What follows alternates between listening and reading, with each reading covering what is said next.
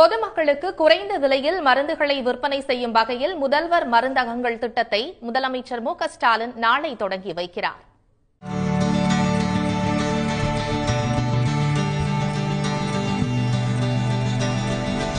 Generic மருந்துகளையும் பிற மருந்துகளையும் குறைந்த விலையில் பொதுமக்களுக்கு கிடைக்கச் செய்யும் வகையில் முதற்கட்டமாக 1000 முதல்வர் மருந்தகங்கள் துவங்கப்படும் என்று முதலமைச்சர் அறிவித்தார்.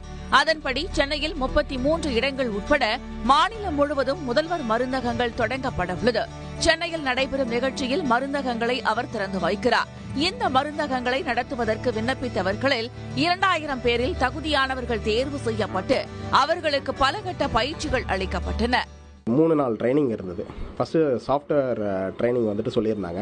அப்புறம் டிஎன்எம்பிசியில் வந்துட்டு எப்படி நீங்கள் மருந்து ஆர்டர் பண்ணணும், எப்படி நீங்கள் வாங்கணும் அப்படின்ற விஷயம் எல்லாமே வந்துட்டு ஃபஸ்ட் ட்ரைனிங்லேயே கிளியர் கட்டாக சொல்லிட்டாங்க. அதுக்கப்புறம் சாஃப்ட்வேர் ட்ரைனிங்கில் நீங்கள் மக்களுக்கு கொடுக்கும்போது என்ன மாதிரி எக்ஸ்பிளைன் பண்ணி கொடுக்கணும், இந்த ஜென்ரிக் மருந்து அதாவது பேரை வந்துட்டு எக்ஸ்பிளைன் பண்ணி கொடுக்கணும் அப்படின்ற மாதிரி சொல்லியிருந்தாங்க.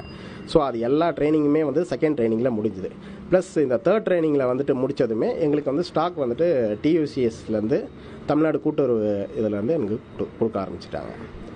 முதல்வர் மருந்தகங்களில் ஜெனரிக் மருந்துகள், சர்ஜிக்கல், நியூட்ராசூட்டிகல்ஸ், சித்தா, ஆயுர்வேதம், யுனானி உள்ளிட்ட அனைத்து மருந்துகள் 20 முதல் 90% வரை தள்ளுபடி விலையில் கிடைக்க நடவடிக்கை எடுக்கப்பட்டுள்ளது.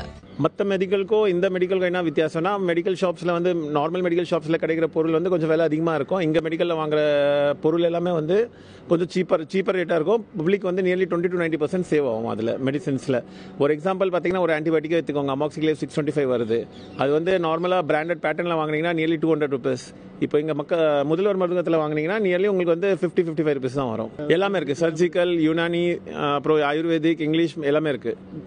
இளைஞர்களை தொழில் முனைவோர்களாக மாற்றும் வகையிலும் பொதுமக்களுக்கு குறைந்த விலையில் மருந்துகள் கிடைக்கும் வகையிலும் 1000 மருந்தகங்கள் உருவாக்கப்பட உள்ளன. இந்த திட்டம் அனைத்து தரப்பு மக்களும் பயன்பெறும் வகையிலும் இருக்கும் என்பதில் சந்தேகமில்லை. சன் செய்திகளுக்காக ஒளிப்பதிவாளர் ஆர். கார்த்திகேயனுடன் செய்தியாளர் கண்ணன். உடனுக்குடன் செய்திகளை தெரிந்து கொள்ள சன் நியூஸ் பெல் ஐகானை கிளிக் பண்ணுங்க.